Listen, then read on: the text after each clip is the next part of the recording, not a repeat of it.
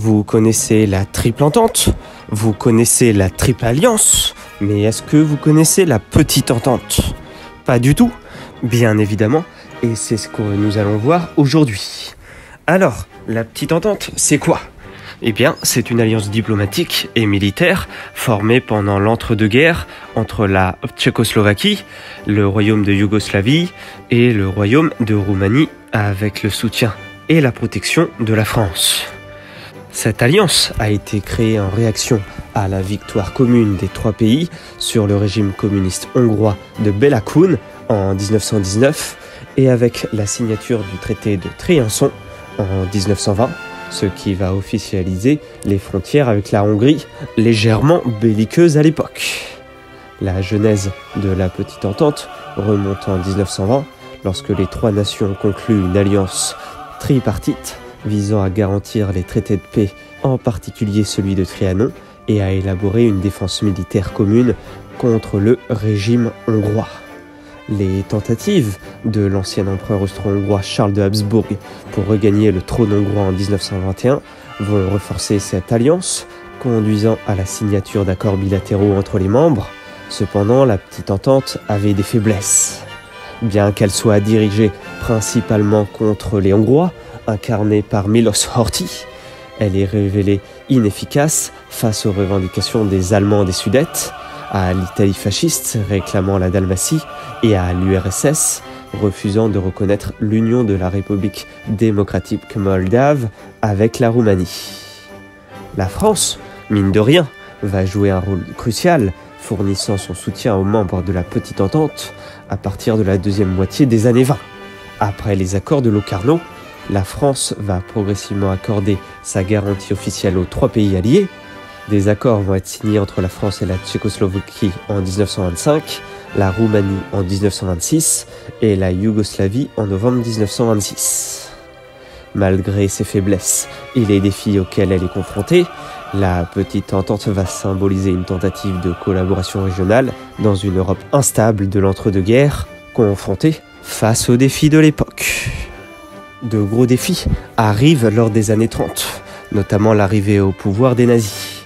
La Petite Entente ne peut s'opposer au démembrement de la Tchécoslovaquie au profit du Reich. Aux accords de Munich en 1938, la Grande-Bretagne et la France souhaitent s'entendre avec l'Allemagne nazie et l'Italie fasciste dans l'espoir d'éviter la guerre. Cela permet à la Hongrie de s'agrandir au premier arbitrage de Vienne en mars 1939.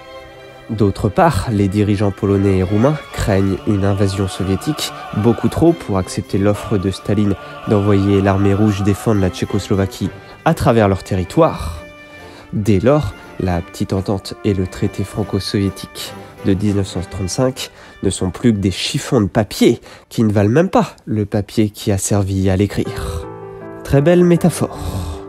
La Yougoslavie doit, pour résister aux envies d'invasion italienne en Dalmatie, composer avec le Troisième Reich. La Roumanie conserve son amitié à la France et à la Pologne, mais le roi Karol II abolit la démocratie parlementaire en 1938 et impose sa propre dictature pour combattre les légionnaires de la Garde de Fer. Le pays est en quasi-guerre civile, c'est la fin de la Petite Entente. En 1939, le pacte Hitler-Staline rend possible l'invasion conjointe de la Pologne par le Reich et par l'URSS, qui était proche de la Petite Entente, déclenchant la Deuxième Guerre mondiale. L'effondrement de la France l'année suivante livre la Roumanie et la Yougoslavie aux appétits des puissances totalitaires.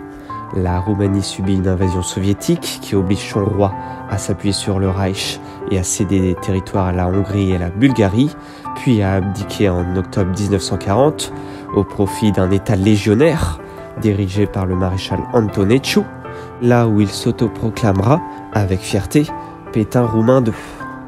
Cet État fantoche est occupé par la Wehrmacht, dirigée de facto par l'ambassadeur allemand Wilhelm Fabricius, auquel succédera Manfred von Klingler.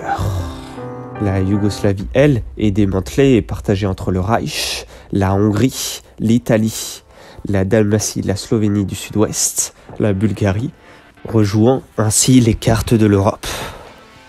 Au sein de l'axe dans l'Europe, sous domination nazie pendant la Seconde Guerre mondiale, la Roumanie et la Croatie vont continuer à craindre les ambitions expansionnistes de la Hongrie, désormais alliée au sein de l'Axe. En 1942, ces trois pays ont proclamé leur solidarité contre toute nouvelle expansion hongroise, positionnant des troupes slovaques et des unités fluviales et aériennes croates et en Roumanie. Hitler doit intervenir pour mettre fin aux escarmouches entre les États satellites de l'Axe, exigeant la reconnaissance officielle des arbitrages de Vienne comme irrévocables. En conséquence, la Roumanie a reconnu le deuxième arbitrage de Vienne en août 1942, abandonnant ses revendications territoriales contre la Hongrie pendant la durée de la guerre. Une tentative de remise en état de la petite entente se tente, mais n'aboutit pas du tout. Si vous aussi, vous êtes partisan, ou si vous êtes prêt à vous engager au sein de la petite entente, ou même si vous ne le souhaitez pas, pensez à liker cette vidéo, à la commenter et à la partager. Et à très vite!